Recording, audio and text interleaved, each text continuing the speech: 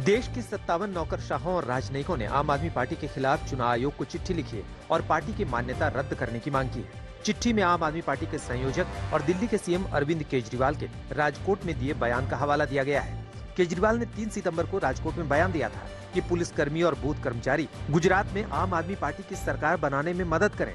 उन्हें गुजरात में पुलिसकर्मियों और बूथ कर्मचारियों से आम आदमी पार्टी की जीत के लिए काम करने को कहा था। पश्चिम बंगाल में बीजेपी और टीएमसी की लड़ाई सड़क से विधानसभा तक पहुंच गई। नबन्ना चलो रैली के दौरान हिंसा को लेकर बीजेपी ने विधानसभा परिसर में मार्च निकाला। बीजेपी के प्रोटेस्ट मार्च के जवाब में टीएमसी भी बैनर लेकर मैदान में उतर आई। पार्टी के नेताओं और कार्यकर्ताओं ने केंद्र पर जांच एजेंसियों के दुरुपयोग का आरोप लगाया। बीजेपी ने नबन्ना चलो रैली के दौरान हिंसा को लेकर शुक्रवार को पश्चिम बंगाल में थानों के घेराव का ऐलान किया है।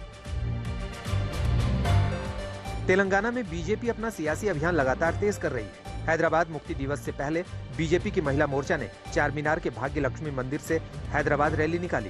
केंद्रीय मंत्री जयकिशन रेड्डी ने भी तिरंगा बाइक रैली में हिस्सा लिया।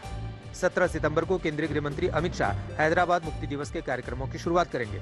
पार्टी की ओर से पूरे साल कई तरह के आयोजनों की प्लानिंग की गई है। केंद्र सरकार ने असम के 8 जनजातीय समूहों के साथ समझौते पर हस्ताक्षर किए। गृह मंत्री अमित शाह ने इस मौके पर पूर्वोत्तर में शांति के लिए एक बड़ा कदम बताया।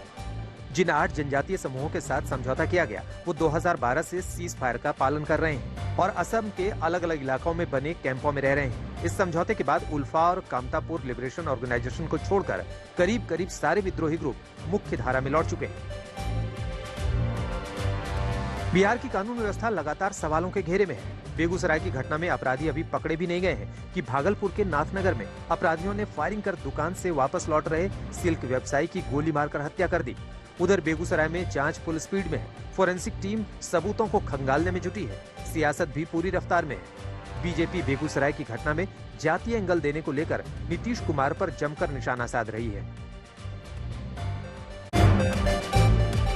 यूपी में गैर मान्यता प्राप्त मदरसों का सर्वे फुल स्पीड में है। सर्वे की टीम आज लखनऊ के सबसे बड़े मदरसे नदवा पहुंची। इसमें तकरीबन 2000 छात्र पढ़ते हैं और 100 से ऊपर टीचर हैं, लेकिन सरकार से इसे मान्यता नहीं मिली हुई है। इसके अलावा प्रयागराज और वाराणसी समेत कई दूसरे शहरों में भी मदरसों का सर्वे किया गया। इस बीच मदरसों के सर्वे को लेकर सियासत भी खूब हो रही है। यूपी के मंत्री संजय निषाद ने मदरसों को आतंकवाद से जोड़ दिया। लखीमपुर खीरी में प्रशासन के भरोसे के बाद परिवार वालों ने 2 दलित बहनों का अंतिम संस्कार कर दिया। प्रशासन ने परिजनों को भरोसा दिया है कि मामले को फास्ट ट्रैक कोर्ट में चलाया जाएगा। दोनों बहनों के पोस्टमार्टम रिपोर्ट में इस बात की पुष्टि हुई कि पहले गला घोटकर उनकी हत्या की गई और फिर बाद में पेड़ पर लटकाया गया।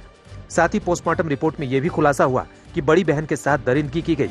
बड़ी बहन के शरीर पर चोट के 3 निशान मौजूद हैं।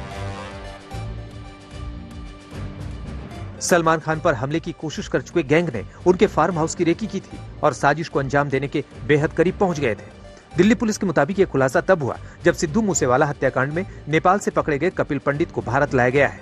उससे पूछताछ में खुलासा हुआ कि उसने 3 लोगों के साथ रेकी की थी। वो फार्म हाउस के पास ही किराए के कमरे में रहते थे। फार्म हाउस के गार्ड से दोस्ती भी कर ली थी। सलमान खान कब किस गाड़ी में आते हैं, गाड़ी की स्पीड कितनी होती है, सब कुछ पता लगा लिया गया था। सुकेश चंद्रशेखर के मनी लॉन्ड्रिंग से जुड़े मामले में दिल्ली पुलिस की आर्थिक अपराध शाखा ने करीब 6 घंटे नोरा फतेही से पूछताछ की। इस पूरे मामले की अहम कड़ी पिंकी रानी भी इस पूछताछ में नोरा संग मौजूद थी।